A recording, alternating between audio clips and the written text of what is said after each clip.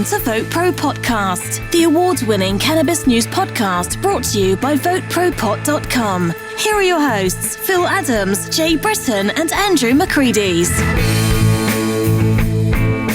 Medical marijuana gets a celebrity endorsement. We'll tell you who. Also, we got 7 ways marijuana businesses can survive an IRS audit. And NORML is circulating a petition demanding that both Trump and Biden back cannabis reform legislation in advance of the November elections. Hey everybody, welcome back to VoteProPot-Cast. Glad to have you with us today. We got a ton of stuff to get to. But first, Andrew has some very useful information that he would like to impart with us. What do you got, Andrew? Well, a lot of people, when they clean their weed, they pull the stems out, and a lot of people save them. Now, I have a article here about what to do with said stems, and it's 8 useful ideas for using your marijuana stems. Now, you got to understand that there are little trichomes and THC and compounds still on these stems, especially the ones that you pull out of the middle of a bud. Right. And so there's a fair amount there. So the first thing you can do is what you want to do is decarboxylate it. So you want to put it in an oven at about 200 degrees for about 45 minutes. Then you let it cool. And then there's a few things you can do. You can make like a weed stem tea with it. You just put the stems in there and take it back. Now, I hear a lot of people do this. But I've always been under the impression that the cannabis compounds, the THC, has to be attached to a fat molecule for your body to absorb it. So when you do this, even though it's been decarboxylated, I'm sort of thinking, maybe you should put milk in the tea or some kind of, Makes fat. sense. Yeah. Maybe even honey might work, I think. The other thing you can do is make weed stem butter. And so you would make that just like you would normally make cannabis butter, except you just you might want to grind up the stems and put them in a piece of cheesecloth and stick it in the melted butter and you let it simmer for like 30 minutes and at a very low simmer. You don't want a big boil. How much THC is in the stems and stuff? Well, it depends on the stem, But if you get a big, like I used to have this coffee can, I put it in there and I put a bunch of coins in there and you just shake it. And one day I looked in and there was like about an inch of just like keef powder in the bottom of that fucking thing. Gotcha. Which is something you could. That's the other thing you could do. My next one is you make weed keef or stem keef. And again, I do it by putting it in a can with coins and just sort of shaking it and then pouring it through a strainer. And now that you can just smoke, or you can decarboxylate it and put it in an edible. And now I would recommend decarboxylating it after you knock it off the stems. So when you have the actual keef. Right. The other thing you can do is a weed tincture with alcohol. That's always cool. You do the same way. You can actually look up a lot of these. So I'm not going to give you the detailed recipes, but just look them up. How to do tincture. You just you take the stems. I'd crush them up, decarboxylate them, then you just put them in liquor and stick them in your freezer for a couple weeks. That's how I do it. The other thing is finger hash. If you ever dealt with a lot of weed, sometimes you'll get like this the tar in your hand. Yeah, but that's hash. And if you like scrape it off and like ball, you rub your hands together and like dirt will fall little balls, that's hash. And so what you do, you just take all your stems and just grind it between your hands until your hands sort of absorb that hash, and then you scrape it off. Finger hash. I never heard it called that before. Finger hash, yeah. Another thing they do is you just take the stems and you dry it up and you can beat it and process it until you get like this fiber and you make paper out of it. There's a bunch of places on the internet that'll teach you how to make paper and into weed. You need a lot of stems for that. Yeah, no shit. Yeah, a lot. Yeah, well, you guys are kind of featherweights, so That's right. Take you about a week. They add up for you pretty quickly. Yeah. Well, I mean, I think I made a sweater and a scarf in like a minute and a half. I just handwrote the Bible. You can actually make a fiber and make it turn into like a yarn. Cool. Well, basically, you're saying don't throw your stems away. Save them. Absolutely. Right. You could do something. You can just I've heard some people, they just freaking take these stems, grind them up a little bit, put them in paper, and smoke them. Yeah, why not? Probably doesn't taste great because it tastes like crap. It's harsh. Yeah. But I guess there's trichromes in there, and I guess it gets the job done. But geez, I remember the days of desperation, but that's not so much the case anymore. Yeah, I mean, we would load up a bowl with everything, man. The stems, the seeds. You'd roll a joint and would go pop and would pop. That's right. I mean, nowadays... Like a little cannabis popcorn in your joint. Pop. You run out now, you just go down to the dispensary, Back in the day, it was like, man, nobody's got anything. I've got this jar of sticks in my closet. Let's go through it, scrape the bong. Remember those days well. Who did the song Down to the Stems and Seeds Blues? Oh, yeah. Who was that? I don't know. I think it was Commander Cody. Commander Cody and his Lost Planet Airmen. Okay. Wow, you're showing your age, bro. Yeah, you can tell. Yeah. Well, Phil and I used to work at a record shop. Yeah, right. That's right. We know all that stuff. We've learned nothing and we've forgotten nothing. Another friend of ours, Howard, worked there. The last time I saw him, and he could still remember the labels and the numbers off a bunch of the albums, because when you sold an album, you had to write down, like, if it was an AMC record, AMC or Columbia, COL, 4533, and didn't have the barcodes in those days. I know, but God, it was like 40 years later, and he still remembers that shit. Yeah, it's weird what sticks with you. Yeah. Well, anyways, what else is new? Well, NORML was in the news last week. Well, they're back this week. Last week, you remember, they were chiding Joe Biden on the proposal for cannabis reform that he introduced, which they felt didn't go nearly far enough. And now NORML is circulating a petition demanding, well, not demanding, but calling on both Donald Trump and Joe Biden to endorse legalization or cannabis legal reform in advance of the November election. So they want to make this an election issue, and we've talked about this before. It's very popular, but not high priority for a lot of people. But according to NORML, within the first couple of hours after they launched this petition, which they just did today, as we're recording this, they got like 5,000 people signing on. Yeah, and I'm telling you, we put it on our Facebook page. So go up there, go to our VoteProPot.com, go to our Facebook page, and it's up there. I mean, what if they get 1 million signatures? Right. I mean, these guys can't ignore that, right? Well, eventually, yeah. I mean, it gets to a point. So, absolutely. So check it out and sign the petition. For sure. All right, got some state updates. You want to hear them? Yeah, but real quick. Yeah. Cheech and Chong are opening a dispensary. Yeah. Did you hear about that? Where? California, I believe. California. And they'll probably eventually have a chain, Maybe in East LA, man. Probably somewhere out there. Remember, Cheese came out with that Born in East LA. Yeah. Man, I was. I was in the bar business, and we used to play it, and people would dance to that. Yeah. But then again, they used to dance to Weird Al Yankovic's too. So. Yeah, right. So, not saying much. All right, so state updates. State you ready? updates. What do you got? All right, I got a few here. Hawaii.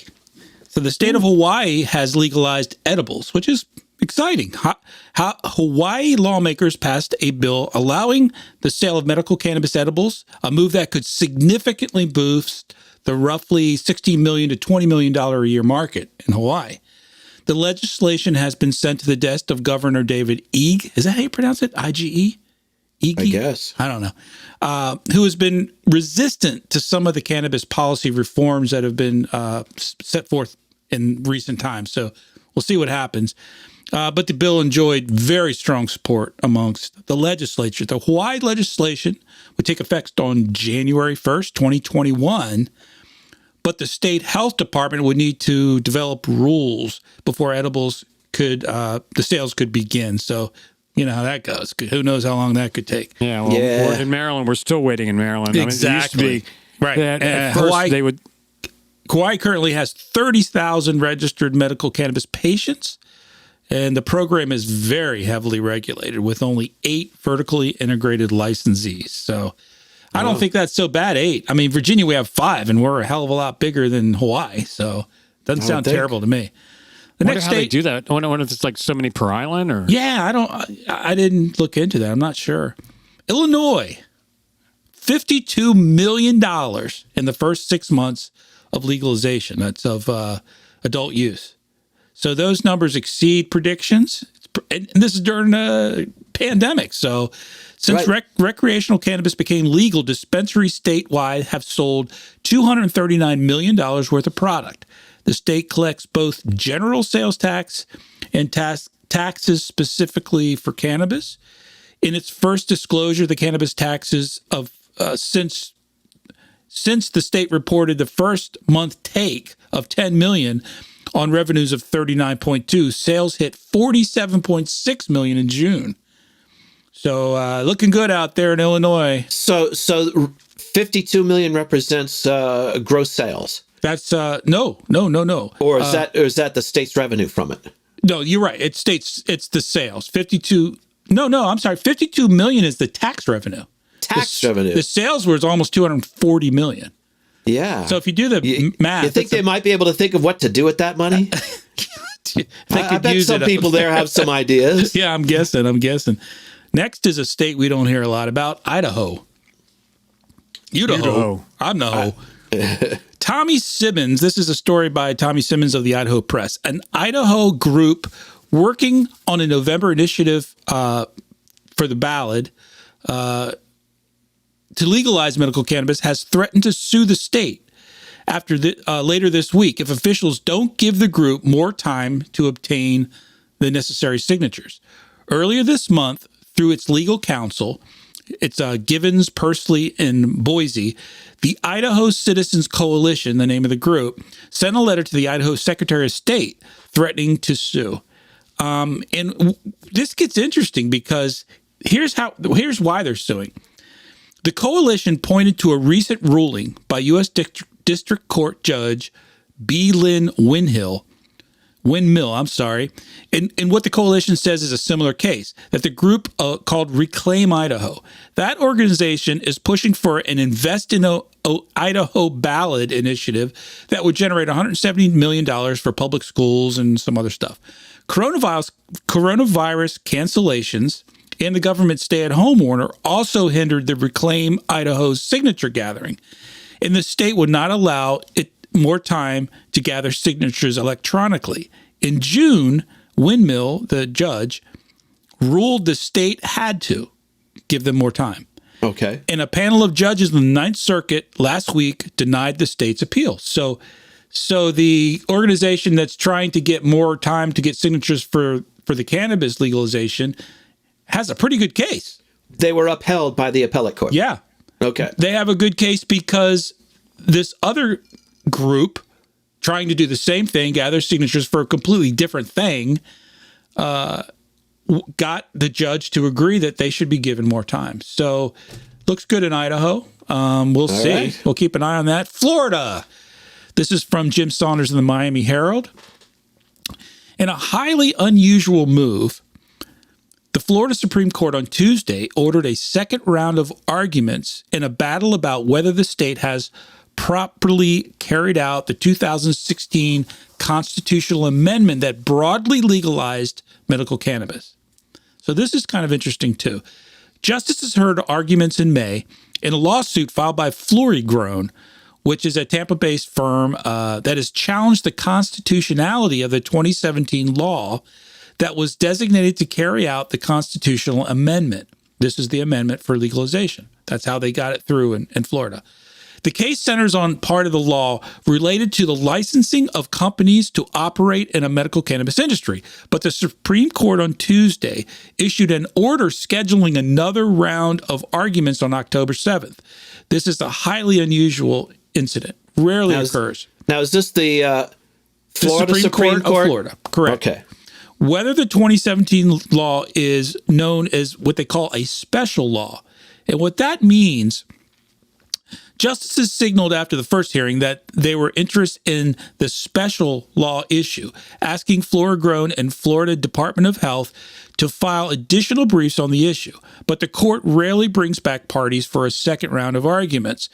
FloriGrown lawyers wrote in their brief filed June 17th, quote, "This court, the Supreme Court, has repeatedly held that the controlling question in evaluating whether a law is unconstitutional special law is whether the class in the law is closed. Here, the classes are so clearly closed, the legislature might as well have named the licensee in the statute. So what they're saying is the Constitution or the law says these companies have to be vertical.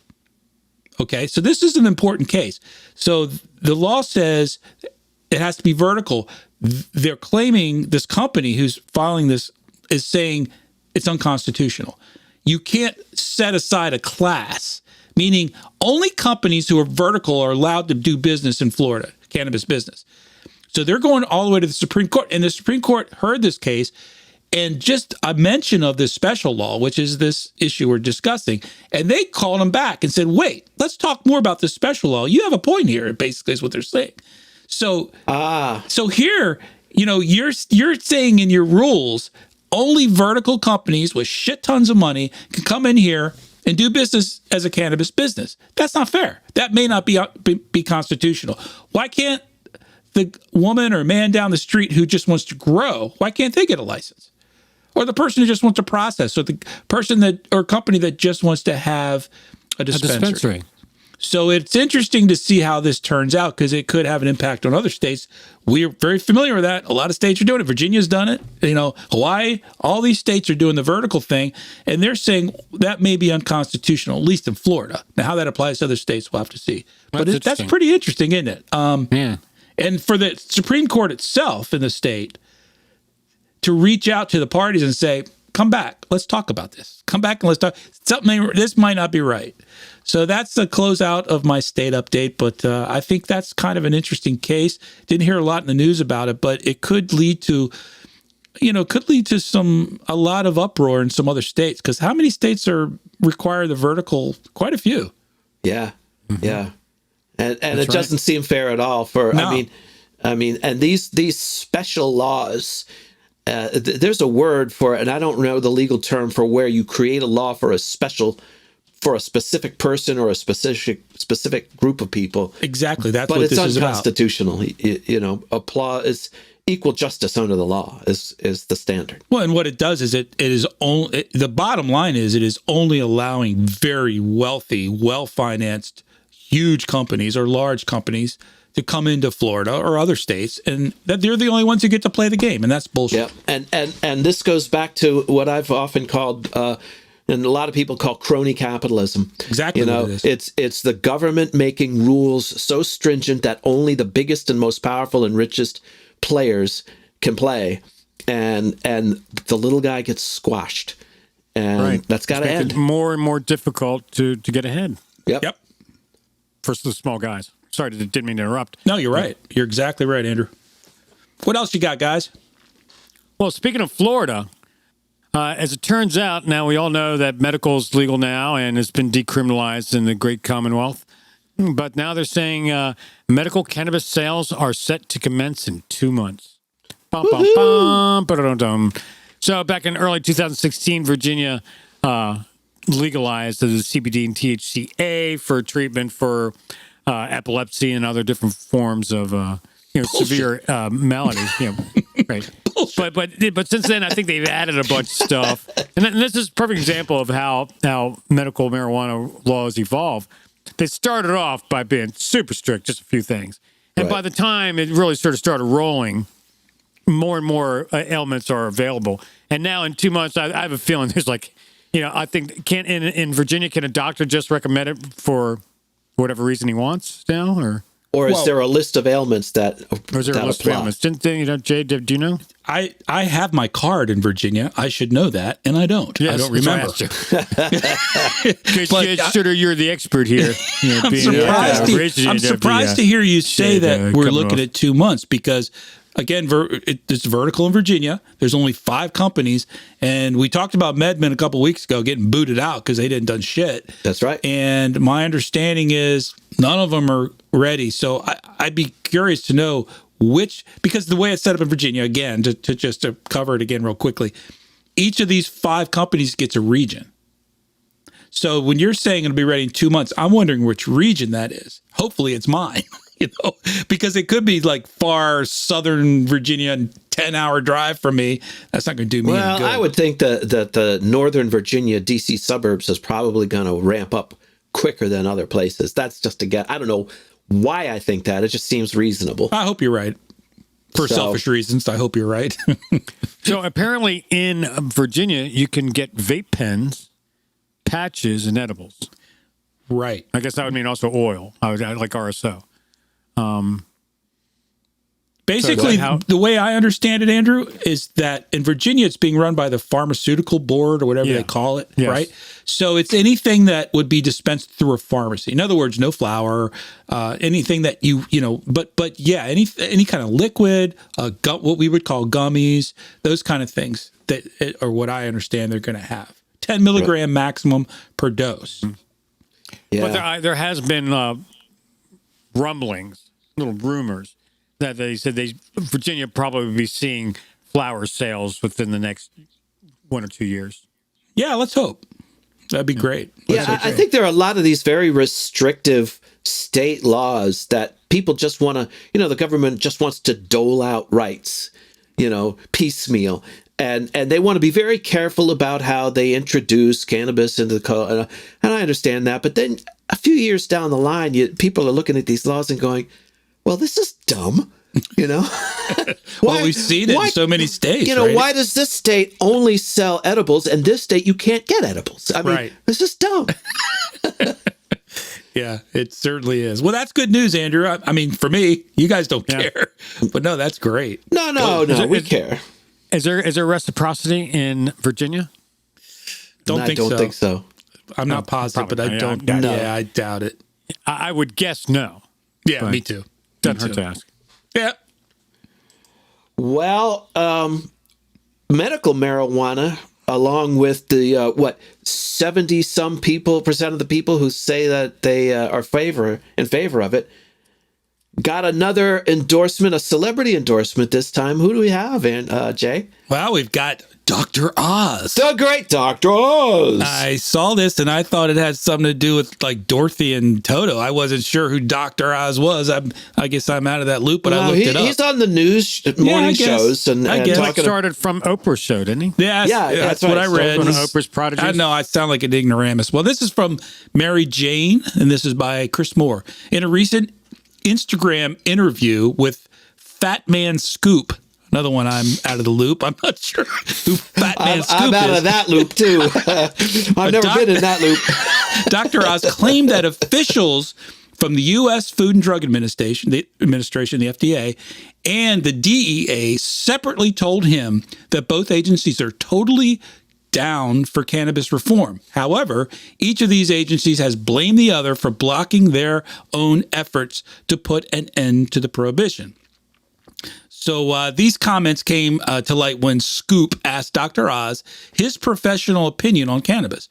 The doctor said that he became convinced of the medical value of pot after fellow TV host Montel Williams told him how he successfully used medical cannabis to treat symptoms from multiple sclerosis. Since then, Dr. Oz has become a proponent for medical cannabis, calling it one of the most underused tools in America, according to the Marijuana Moment. The doctor also made it clear that he was only advocating for medical cannabis and not adult use. I have never smoked pot in my life, never gotten high, and I only bring that up because I'm not someone who's saying this because I personally would use it, unquote, he said to Scoop. I just as a doctor think it makes sense. So the DEA has had several requests to remove cannabis from Schedule 1, as we know. The agency has said that they have been unable to reschedule cannabis because the FDA has not officially accepted it as a viable medicine. So, and the FDA has said that they have been unable to recommend cannabis as a medicine due to the DEA's outdated policies. Does that sound like the fucking government or what? They're each pointing the finger at each other. It's his fault. No, it's his fault. No, it's his fault. Yeah, it's a clusterfuck of the first So let me order. just fix it. Here's a little trivia question. about Dr. Oz. I did a little research today All on right. Hit the interweb, which is never wrong. So how much money do you think Dr. Oz is worth? What do you think his net Oh, he's worth? probably worth $300 million. about $100. $100 million. About $100. Yeah. Now this guy, Yeah, it's about $100. he's a cardiothoracic surgeon. He went to Harvard. He taught at Columbia. He is a journalist. He went to Wharton and got an MBA. What a prick. And he's got this super hot wife. I mean, his wife is just beautiful. Some kind of model or actress or something. So I hate him. I don't like the guy, you know. I don't know him, but just Because you're jealous? hell yeah, I'm jealous. The guy's like perfect.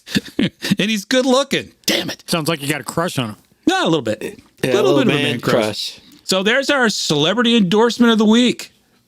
We seem to have one every week, gentlemen. Yep. So thank you, Dr. Oz, for weighing in.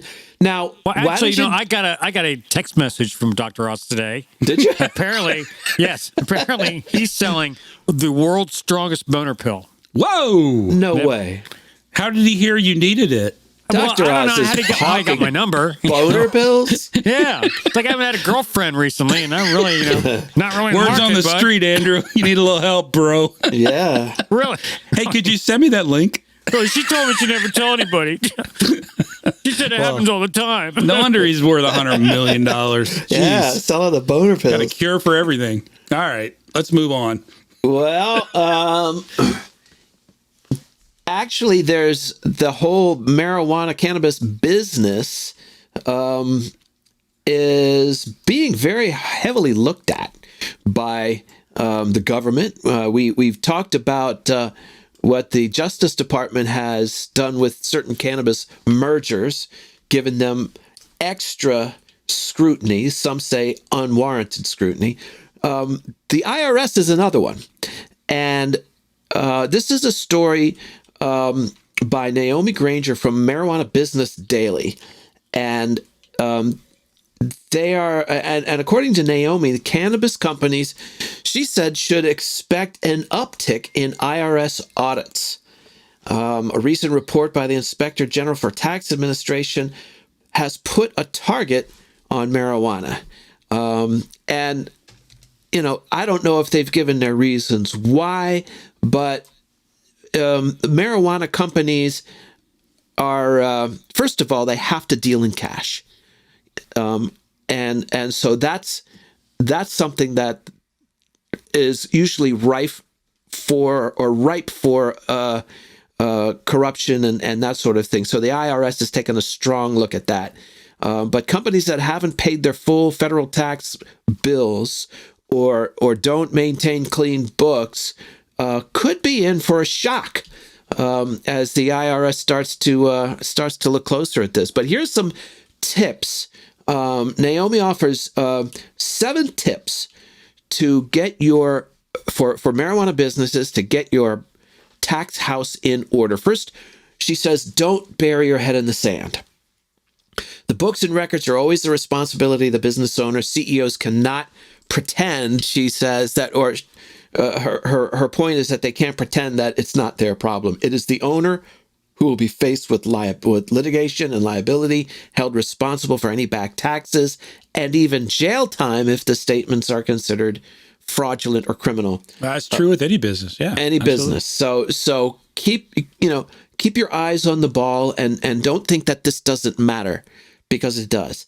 Number 2, are your expenses ordinary and necessary? She says it's tempting to claim deductions on business expenses, and this is true again across the board, but make sure those purchases truly meet the standard of being what they call ordinary in businesses. For example, when making large purchases such as a company car, piece of new equipment, a new piece of software, you have to be able to make a business case for it.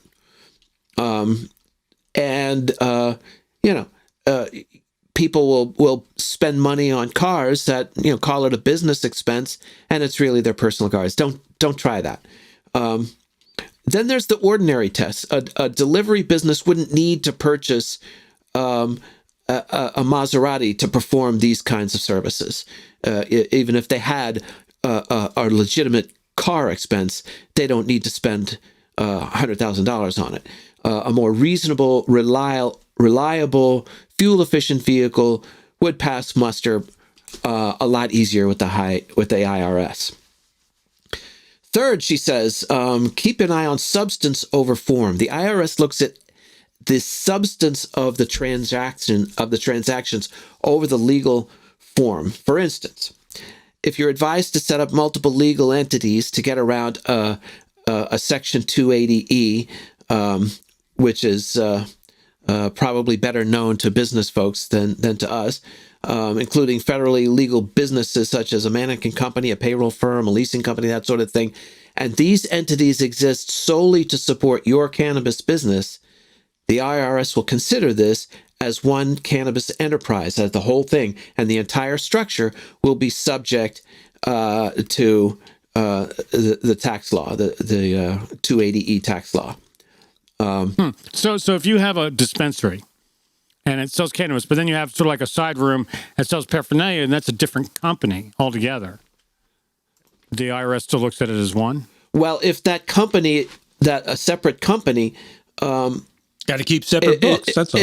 Well, that separate company is just doing it for you, then the IRS is going to look at that as part of as one entity.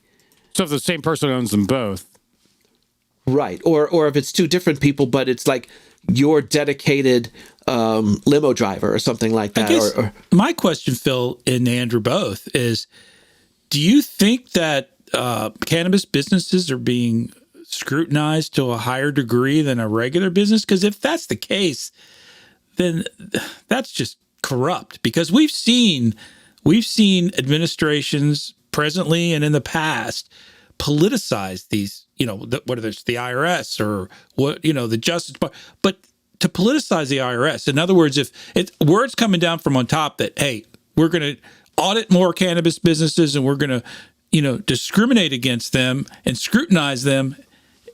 Is that happening? I hope not. Well, I don't know that that's the case.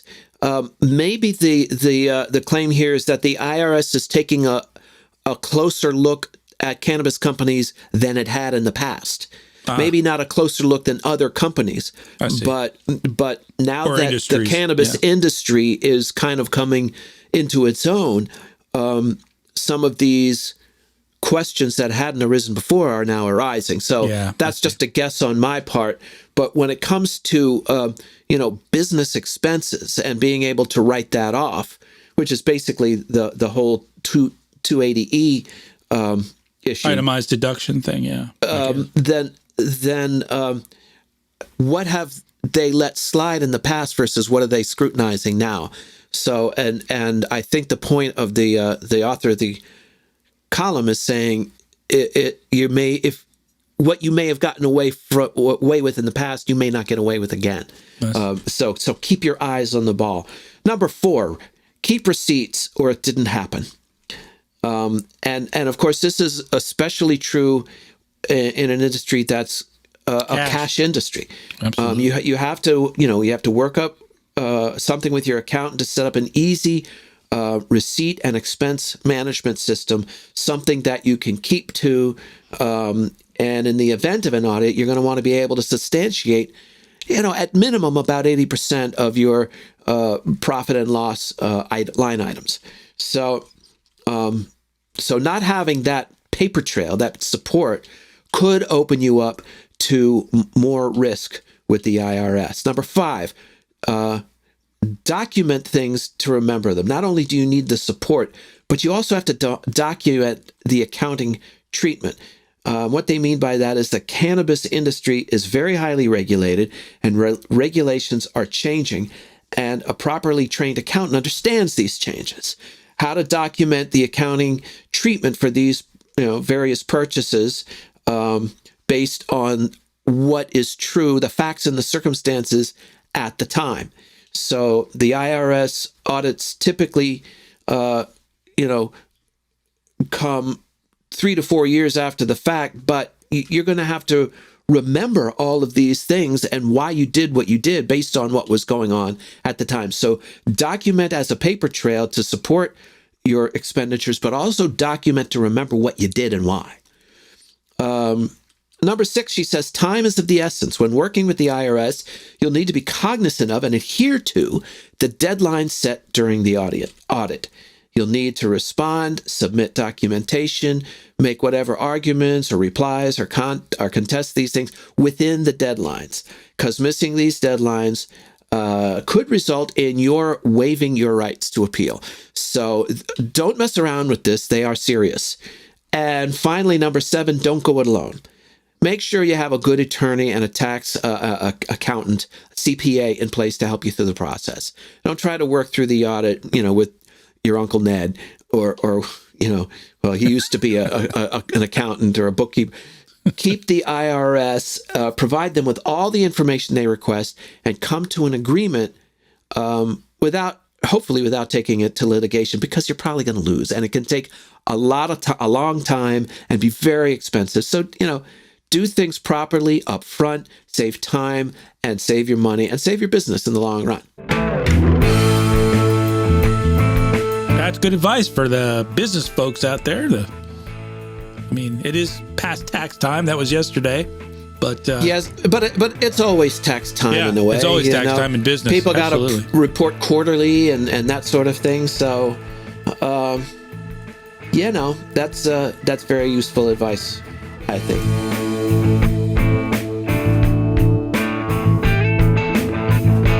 All right, well, thanks, folks. We sure did enjoy having you with us. We'll see. You know what? I always find it funny when the guy on TV says, "We'll see you next week." No, you won't. You're not going to. I'll see you, but you're not going to see me. So we're not going to see you next week, but we're glad that you're seeing us and hope that you'll see us next week. If you have a moment and you feel inclined, go on Apple Podcasts, give us a 5-star rating, share us with a friend. Send us your comments and your thoughts, your questions, your corrections, any information you think that we and maybe our audience ought to have. What else, Jay? Send us an email at podcast@VoteProPot.com and call our message line 240-257-2441. And please join our Facebook group. We got about 9,000 people on our Facebook page, I think. So yes. Our goal is to get to 15,000 by, I don't know, month? Sometime between now and, the rapture. Right. Yeah, there you go. So sign up. Andrew, what do you got? Well, we cover a lot here on the Vote Pro podcast about marijuana and what's going on in the industry and the legalization aspect, and as well as the industrial and commercial and all that. But we can't cover it all. So we share a lot on social networking. And in addition to that, one thing we have started new here at VoteProPot is now you can see our videos, That's our right. podcast on video. And we'd like to apologize for at that, least by the way. a dozen people have seen our video. Tens of people have seen it. Tens of people. Yeah. And I don't know about you, but I watched it 3 times. And So that means 4 people have watched us. No, It's brand new for us, so we're still figuring it out. Yep. So yeah, we're working it out. But I want to tell you, I have been working. Since we started the video, absolutely 0 time on it. I have absolutely nothing to do with video because the video is kind of that sort of Phil's forte. So he's sort of taking it. Well, me and Jay's the audio. Jay's the audio guy. I'm the video guy. Magician. Jay is just. Ask a lot of local DC musicians. They'll say Jay's your sound producer Guru. guy. Guru. That's right. Yeah. Thank you. So anyway, so check that out. What else? We're gonna start selling now the Dr. Oz boner pills. Just go to our website. It's gonna be our new sponsor. And sweet. Yeah. That's right. Phil is going to be our spokesman. And other than that, go to if you want. Because I'm a big boner. Well, that's why we love you, Phil. Well, so in the meantime, if you want to, please check us out on social networking. So go to LinkedIn, Facebook, Instagram, and Twitter and do a search for VoteProPot.